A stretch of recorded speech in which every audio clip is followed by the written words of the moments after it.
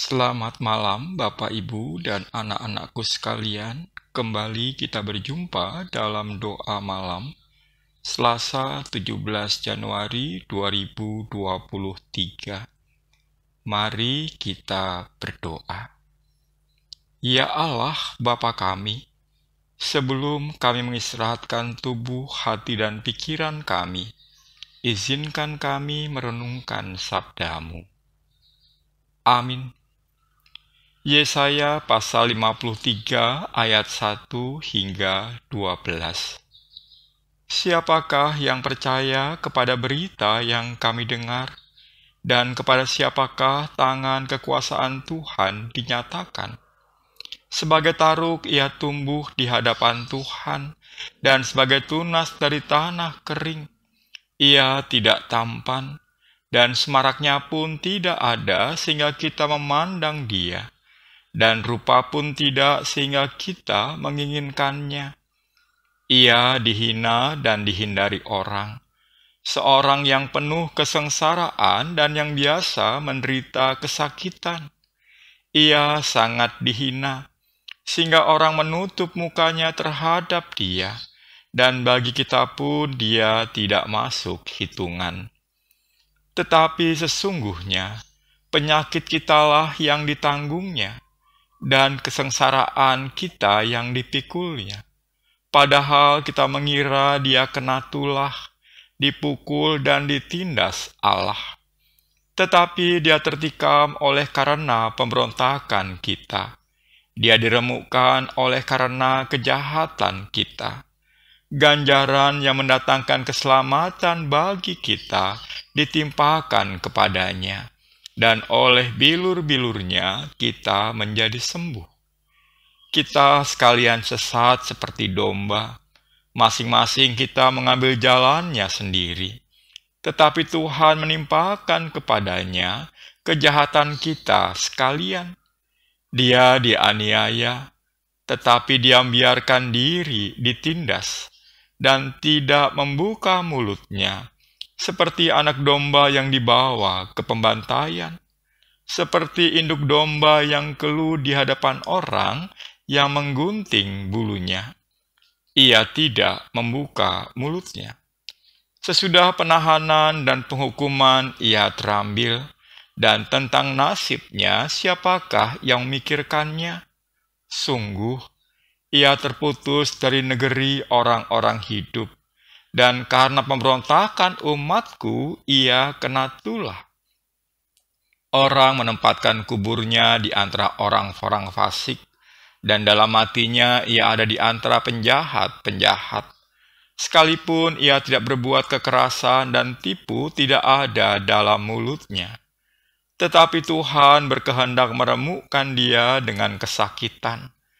Apabila ia menyerahkan dirinya sebagai korban penebus salah, ia akan melihat keturunannya, umurnya akan lanjut, dan kehendak Tuhan akan terlaksana olehnya.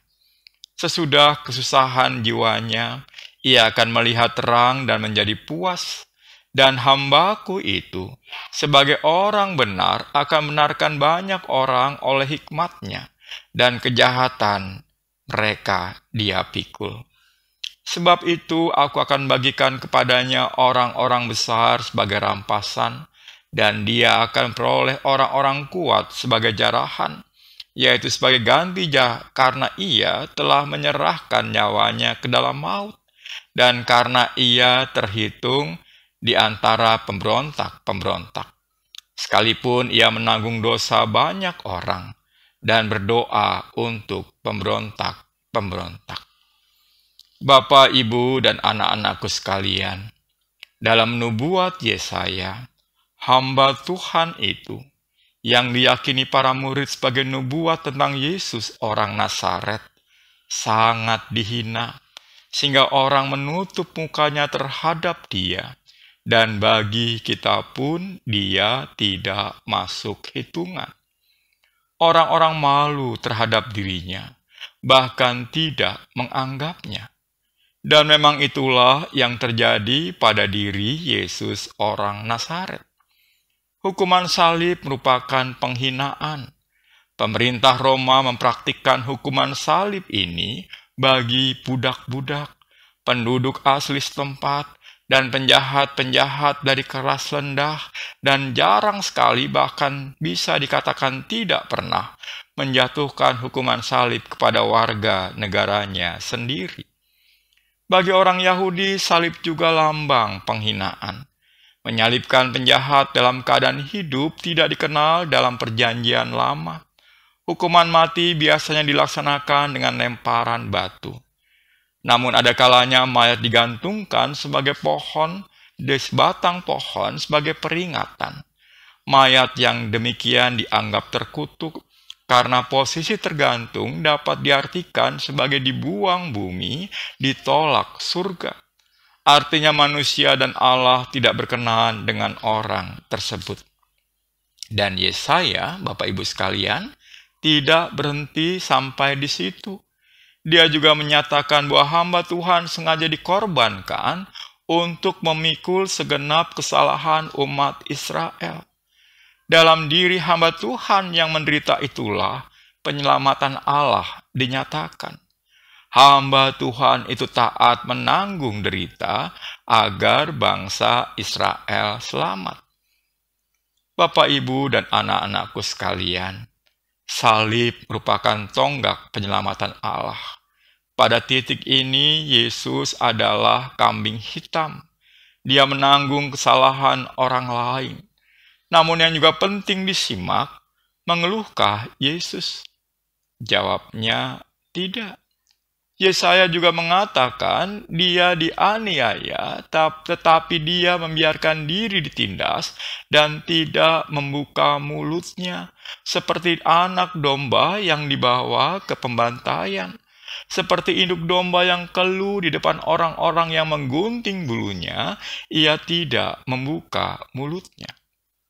Yesus tidak pernah melarikan diri dari penangkapan. Dia ditangkap bukan dalam kapasitas sebagai buron atau sebagai pelarian. Dia membiarkan dirinya ditangkap. Dia juga tidak merasa perlu membela dirinya. Kalaupun ada, hanya sebuah doa. Ya Bapa, ampunilah mereka, sebab mereka tidak tahu apa yang mereka perbuat. Yesus orang Nazaret tidak disarati kebencian terhadap orang yang telah membencinya. Yesus merdeka dari kebencian. Alasannya sederhana. Mereka tidak tahu apa yang mereka perbuat. Dan semua itu ditanggungnya karena kasih-Nya kepada kita. Amin. Kita berdoa. Ya Tuhan Allah kami mensyukuri penyelamatan yang boleh kami terima dalam Yesus Kristus. Mampukan kami hidup dengan meneladannya. Sekarang ya Allah Bapa kami hendak beristirahat. Kiranya damai-Mu menyelimuti kami dalam tidur malam ini. Izinkan kami bangun pagi guna merasakan berkat-berkat-Mu yang baru di dalam Kristus. Amin. Bapak, Ibu, dan anak-anakku sekalian, bersama kita telah mendengarkan firman dan berdoa. Mari kita istirahat dalam tidur malam ini. Selamat malam.